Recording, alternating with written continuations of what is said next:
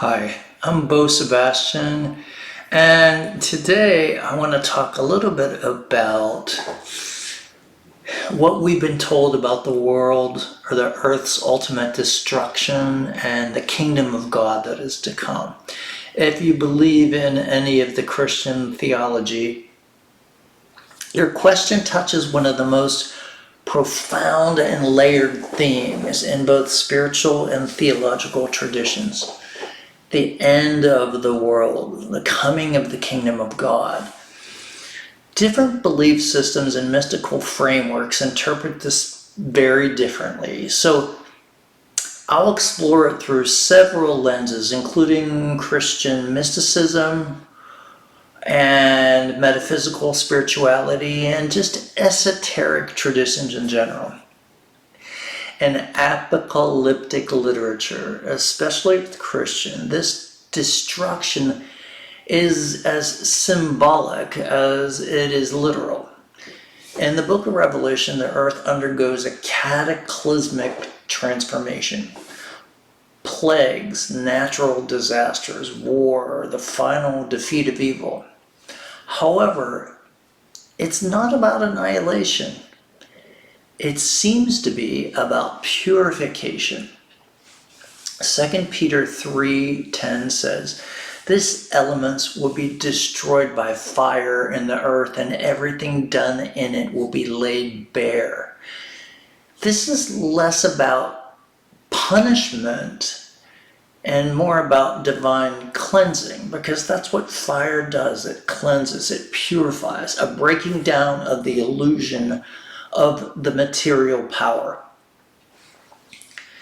The kingdom of God that is to come, this is the new reality or divine consciousness that's emerging after the ego-ruled world collapses. We talk a lot about the ego-ruled.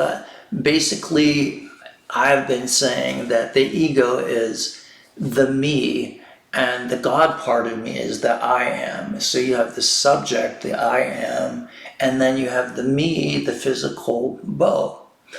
The physical bow is all of the body's wants, desires, the brain's wants and desires. But if the me controls the I, then that becomes an egoistic world.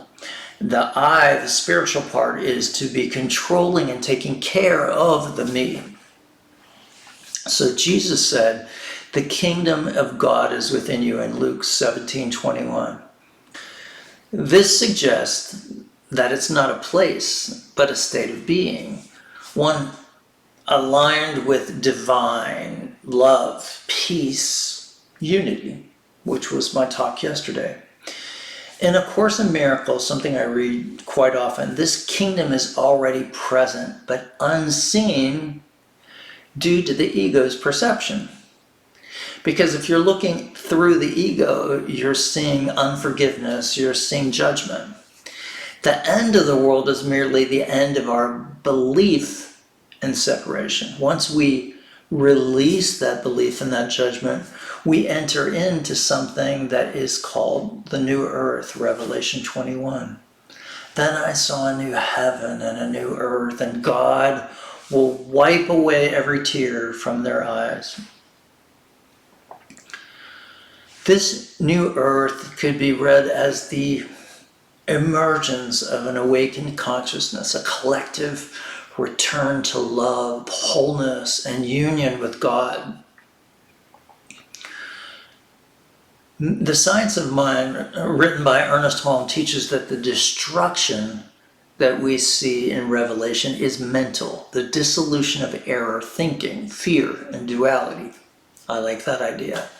The Kybalion, which I read a lot, would describe it as a shift in vibrational frequency, the physical realm being transcended as consciousness evolves to a higher octave.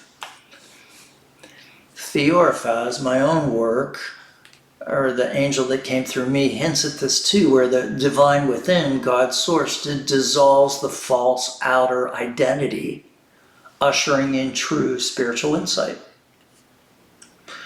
The end of the world may not be an event on the news, but rather a a spiritual awakening within you. It's the ego's end, not the soul's. The kingdom of God emerges when illusion is stripped away.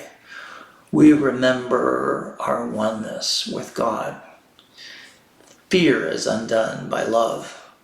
This can happen within an individual, a group, or globally, depending upon the level of awareness. I think the kind of message that I have right now is trying to gather a group of equal-minded people, so because the awareness, when it comes as a group, is stronger, it's more powerful, it makes changes. How does this apply practically and personally to your life? The end times maybe are not cosmic. They may be intimate and ongoing. Every moment you surrender a fear, the old world dies a little bit more.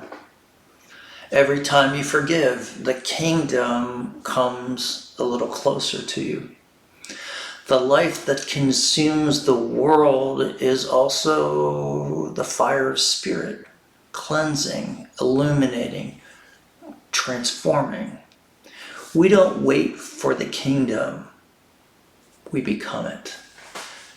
You are not your fear, you're not your history. You are light incarnate. And now's the time to remember. The egoistic world, the me, what the Bible calls the world that passes away, is crumbling. But what's rising is nothing less than a new earth, the cosmic kingdom. And you're part of that birth. Let your heart open to it. Let your mind question. Let your soul remember. You were never alone.